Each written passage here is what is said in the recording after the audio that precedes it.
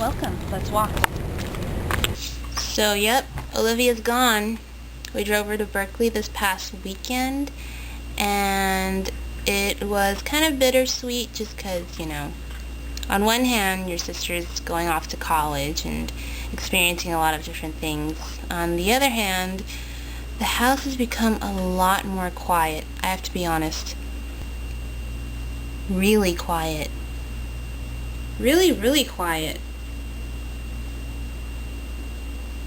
Well, here are a few video clips that we took on our way there just to capture what we experienced. So we left on August 23rd, Saturday, drove 5 lovely hours and got there at 1. We decided to go eat dim sum. But there is one thing that was really weird when we were there.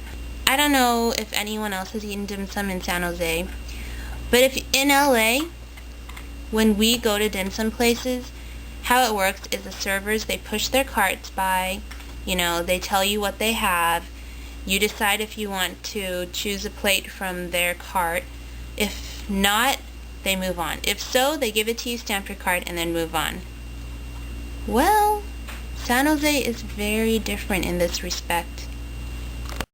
This dim sum place we went to, those servers were really weird. They literally parked there. This server put her leg on the chair that was 2 seats away from me, and she just stood there and stood there and stood there. And we all thought it was really, really weird until another lady came and stood right next to her, and they started chatting. It made lunch really uncomfortable. I guess this is kind of a different experience. I mean, we're kind of like movie stars. We get our own personal bodyguards while we eat. Protection, right? After lunch, we decided to go back to my grandma's house, and that's when we started unloading Olivia's things. And if you notice, she brought pretty much nothing. She has nothing. Her dorm room is sad. It's like no one lives there. There's a pillow and blanket and shoes. But it's okay. I mean, you know how Olivia is. It's not that she wanted to pack light. It's really that she's lazy. Oh, she can reach it. Good job. Alright, enough of that. On to Berkeley. O'Donna gave us a tour around.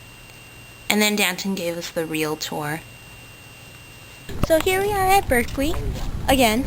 I'm going to give you my own tour, which means something that I kind of learned off of Danton and Kenny, or actually I'll compare both of their tours.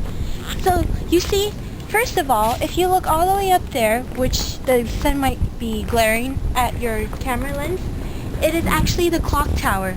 Now in Kenny's own form, when we ask what is the significance of it, he just says it's a clock tower.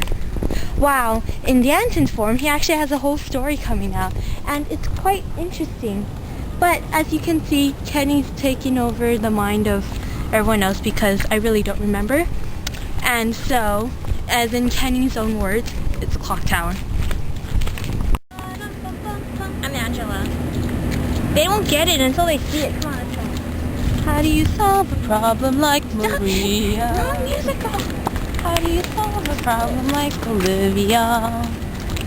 You take her to Berkeley. No. No, we are not. Holding a charger, by the way. Don't worry. Our father is holding a charger. If you cannot see it, there it is. We'll find it, I swear. Just keep walking. Yeah, right. Are we going to walk Olivia is ready to get lost, and she is saying, we will find it if we keep walking. Scary? I think so.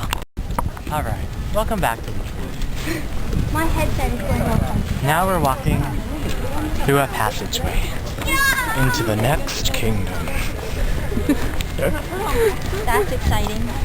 We're gonna call on a great shot of the Campanile, the clock tower, where you can stop and take photos with your fellow tourists. earthquake were to happen, it would fall down this way and go straight down to the bay. I think that's impossible. Yes. That would be a crazy earthquake. Hear that, Kenny? Learn something. Why? Kenny Woo. Kenny Woo. Don't blame me if my facts are not straight. What? I've been giving this tour for years. So you've lied too. More than just us. Okay, so we came back the next day on the 24th, and you know how Olivia is. She did not order her computer until a lot later. So after we got home on the 24th, her computer came on the 25th. We're not surprised at all, because that's fate. We decided, you know, it's her computer, it's brand new. You know, we have to just not touch it, don't play with it, keep it in pristine condition. And then we also noticed she forgot her printer as well. So now that we're starting to count up all the things that she's forgetting, we realize we might have to make a second trip to give her this stuff. But we do it because we love our Ratlivia.